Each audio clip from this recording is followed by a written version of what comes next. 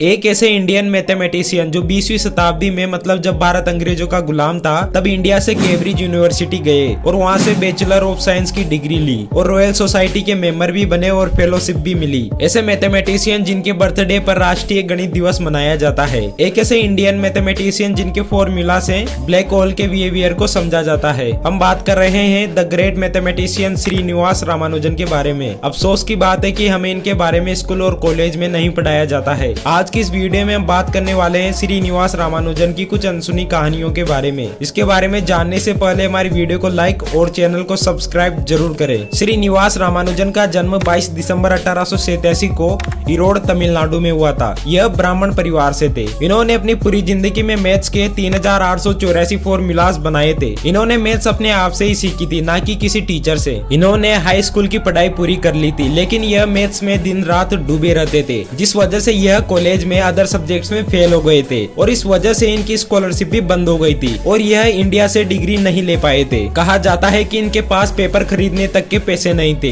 इसीलिए यह फॉर्मूलाज को स्लेट पर लिखते थे और यह स्लेट पर लिखे हुए फॉर्मूला को कपड़े से नहीं मिटाते थे, यह अपनी कोहनी से मिटा देते थे ताकि इनका टाइम वेस्ट ना हो। और इस वजह से इनकी कोहनी की स्किन काफी मोटी हो गई थी और उसमें से खून भी निकल आता था। ऐसा पागलपन था इनको मैथमेटिक्स का। श्रीनिवास रामानुजन ने कैम्ब्रिज यूनिवर्सिटी के प्रोफेसर GHRD को एक लेटर भेजा था, जिसमें इन्होंने इनके द्वारा बनाए गए फॉर्मूलाज को भी भेजा था। जब GHRD ने इन फॉर्मूलाज को पढ़ा तो उन्होंने श्रीनिवास रामानुजन को कैम्ब्रिज यूनिवर्सिटी आने के लिए कहा और रामानुजन वहां पर चले गए। इसके बाद रामानुजन ने वहां पर और भी फॉर्मूलाज को बनाया था और वहां बैचलर ऑफ साइंस की डिग्री भी ली। श्रीनिवास रामानुजन ने इंग्लैंड जाने से पहले 3000 से भी ज्यादा फॉर्मूलाज को अपनी नोटबुक में लिखा था। कहा जाता है कि रामानुजन ने एक बार आत्महत्या करने की भी कोशिश की थी, क्योंकि इनको ट्यूबरक्लोसिस हो गया था, मतलब टीबी हो गई थी, और साथ ही में रॉयल सोसाइटी की मेंबरशिप लेने से भी इनके नाम को हटा दिया गया था और ना ही घर वालों से कांटेक्ट हो पा रहा था। इन सभी से तंग आकर श्रीनिवास रामानुजन स्टेशन पर जाकर ट्रेन के आगे कूद गए थे, लेकिन ड्राइवर ने इनको देख लिया था